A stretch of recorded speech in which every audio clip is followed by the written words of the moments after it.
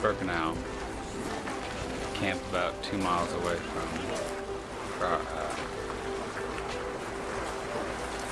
from Auschwitz. Apparently this is the extermination camp. This is where they basically sent them to die, and not a labor camp. That's where the trains came in.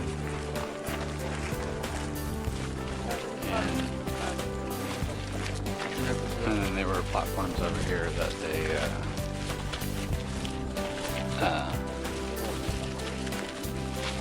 made the selections of where people went.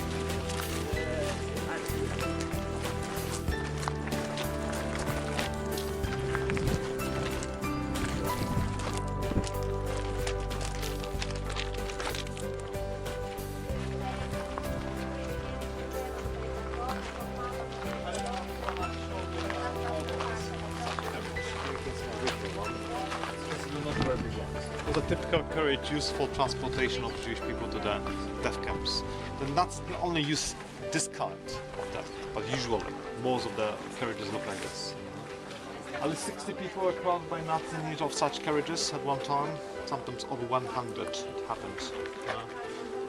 And sometimes even the luggage, additional the luggage, the same carriages, but fortunately rather seldom. But still there were so many people at one time that it was not sometimes possible to sit down in the journey. My colleague once had a survivor who told her that he prayed almost all the time. That he wanted to he prayed because he wished all these people to die. Because he told her, she was surprised, she was terrified, but he told her because it was the only possibility for me to sit down. As you see, these people divide into groups. This left and the right side. Some prisoners said that he was part of England's system.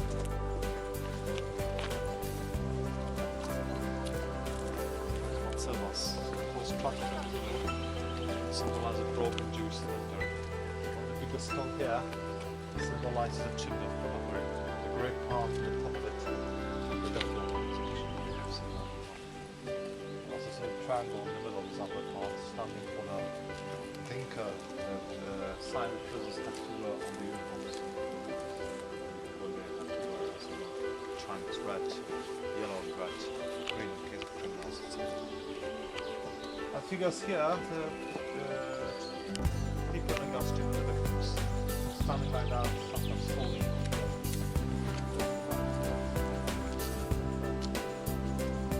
This is where the crematoriums were.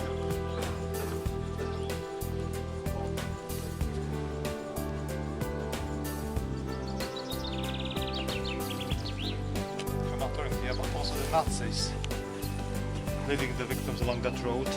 Slowly rather.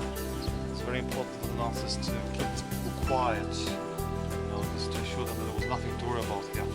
Because some Nazis, for example, living hundreds, something 1,000-2,000 people. Some Nazis were armed, afraid, but still just a few guards. They're afraid of revolt, of this possible revolt, these people. So they didn't only tell them about the shower and disinfection here, but also about something to eat and to drink after the shower. For example, one of the Nazis always promised soup to his victims. And he even told them, hurry up because your soup will be cold. And many people then try to speed up. Steps you can see around don't exist here yet. All parts of the monument they were also unveiled in 1967, like the rest. The Nazis led the victims to these two gates, which are still the same. There are only more trees around and a lot of bush around too. Probably just to camouflage this area. Even from the camp you could probably see the fact what was going on. And that's led these victims in this underground changing room to my left. The walls are painted white there.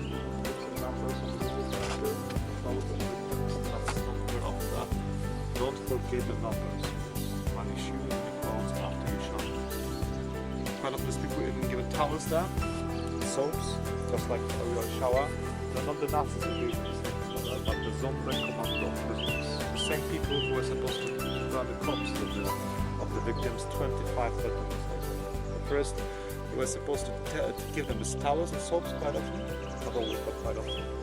And it was very important to tell them about the shower just in the next room. It was important because in this way the victims learned about the shower not only from Germans, from their enemies, but also from the Jewish prisoners from the commando, who were sometimes even their relatives.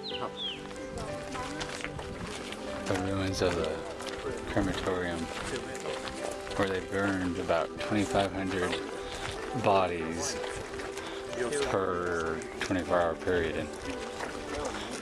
And the Nazis tried to destroy it when the Soviet front during the war was coming closer because they wanted to hide the evidence of what they were doing.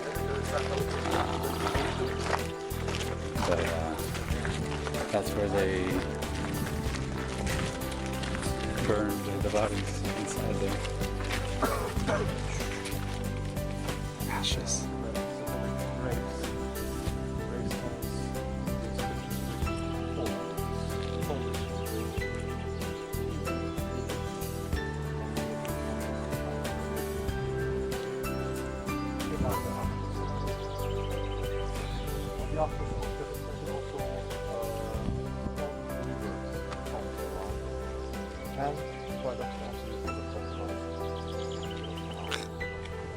They use their ashes as fertilizer, he said.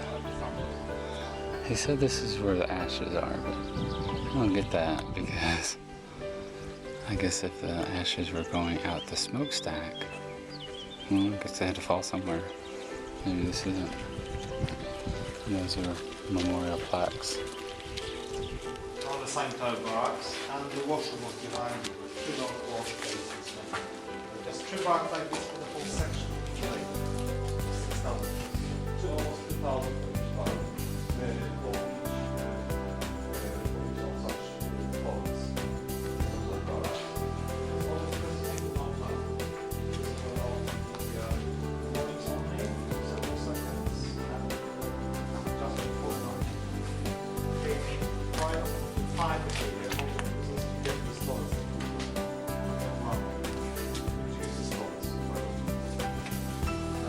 They were using this toilet on a very short time together with 900 workers.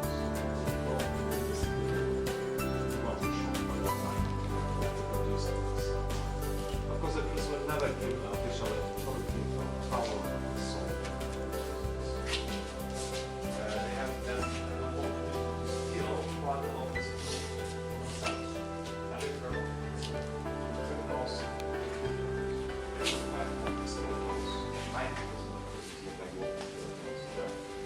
they were in fact no one of them survived in the years, like the others, several weeks and months. What the prisoners eat here? They were doing 3 meals a day, some criminals, and women from German prostitutes. The first meal was just hot water, 2 grams of coffee. Alright, well, just finished up my tour of Birkenau and Auschwitz, and to be honest with you, not nearly as good of a day as yesterday doing the Plaszow concentration camp. Mainly because I felt like we were cattle and the tour guides were just marching us through, not really giving a crap about us, just wanting our zloties or dollars. And it felt very touristy, and the tour guide was awful. I didn't think he was interested in anybody's questions at all. But definitely glad I did it.